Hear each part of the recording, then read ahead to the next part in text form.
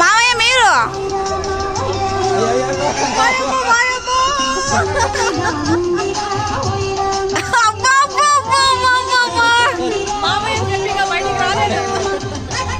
Next మామయ్యదే. ఇదంతా అమ్మాయిలది కాబట్టి అత్తయ్య.